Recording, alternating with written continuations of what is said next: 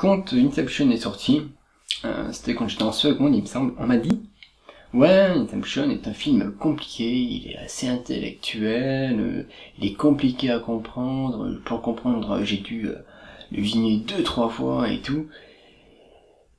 Mais quand j'ai regardé, parce que je me suis dit, ouais, génial, enfin un film compliqué, enfin un film où je vais pouvoir réfléchir vraiment, qui a une véritable intrigue, quelque chose autre que vas-y, pan, je tire sur tout le monde, c'est divertissant ce truc, mais ça fait pas réfléchir. Quand j'ai regardé, ben, je l'ai compris du premier coup, et c'est même pas que je l'ai compris du premier coup, c'est que je comprenais pas en quoi les gens avaient du mal à le comprendre.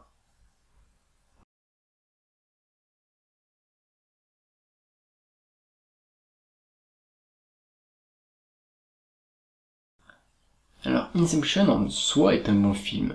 Je le trouve cool. À regarder, il est vraiment cool. Mais il y a quand même quelques trucs qui me chiffonnent. Par exemple, la douleur. Qu'ils aient dans les rêves. Ils savent qu'ils rêvent. Donc ils peuvent annihiler cette douleur. Même si c'est un signal du cerveau, même si la douleur, c'est dans le cerveau d'abord que ça se passe. Enfin, au final, ça se passe dans le cerveau. En fait, non, même pas d'ailleurs. Ça se passe même pas dans le cerveau. En fait, la douleur est retransmise directement dans les nerfs, en fait. Et les nerfs, c'est carrément des signaux, et c'est physique. La douleur, c'est pas dans la tête. Si on te prend et qu'on te tape, c'est pas dans la tête que ça se passe. Même si tu te dis, j'ai pas mal, t'auras quand même mal. Si t'as une fracture, t'auras quand même mal. C'est pas dans la tête.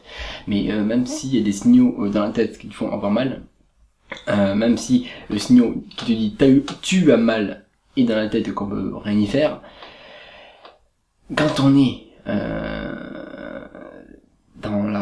dans un rêve, on n'a pas mal. Enfin, moi, j'ai jamais eu mal dans un rêve. Et quand on sait qu'on rêve, encore moins on a mal, parce qu'on se dit, c'est un rêve. Donc, je n'ai pas mal. Voilà. Même si, certains me diront, oui, c'est le subconscient qui fait que, voilà.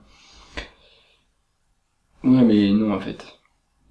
Oui, ça marche, mais je trouve que ça marche pas trop.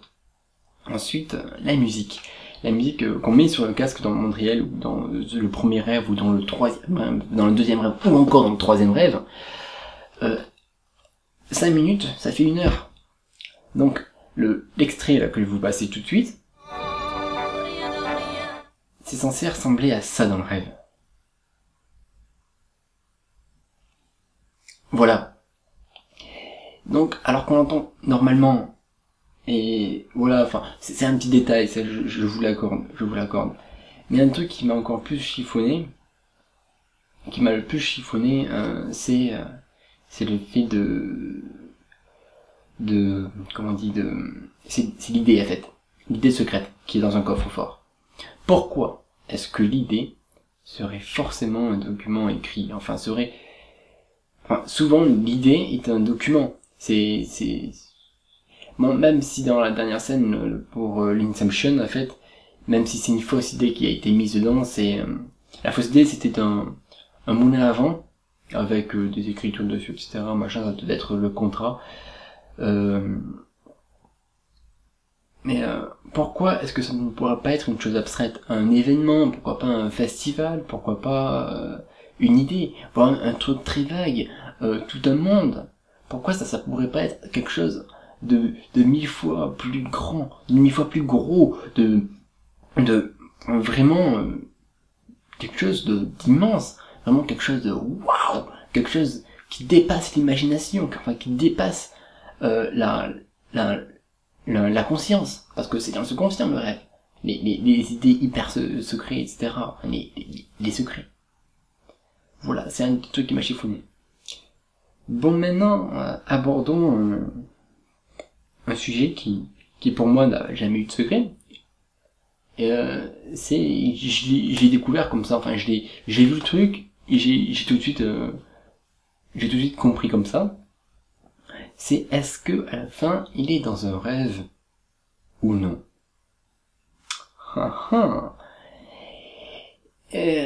Pour moi il l'est pas du tout en fait. Il est dans la réalité. Je vais vous expliquer pourquoi. Alors, quand il est dans un rêve, on voit très bien la toupie de sa femme, qui est donc sa toupie à lui aussi, il a repris. Elle tourne parfaitement. Regardez. Dans cet extrait,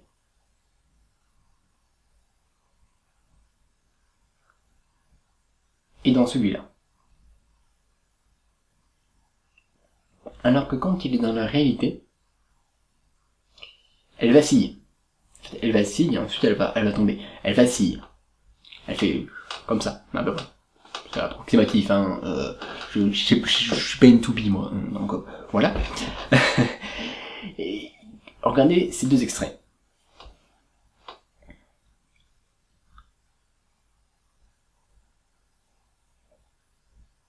Voilà. Et regardez maintenant le dernier extrait, tout simplement l'extrait où il fait tourner la toupie, il va voir ses gosses. Là.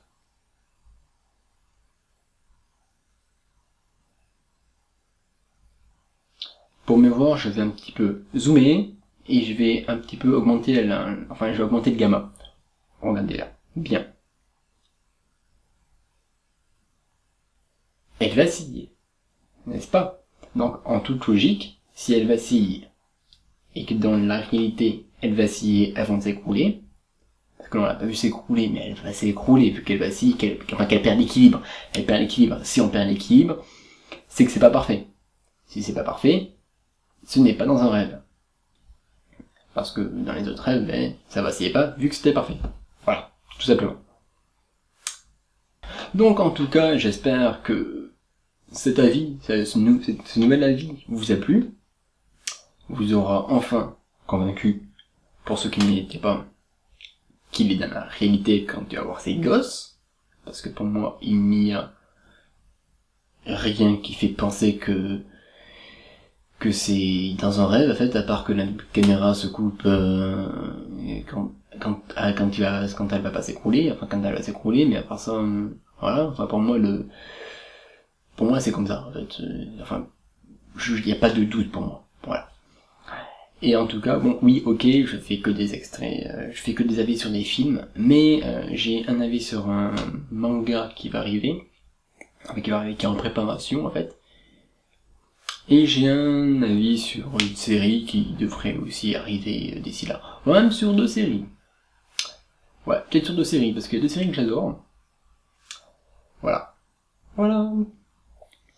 Et donc, je vous dis, ciao. À une prochaine.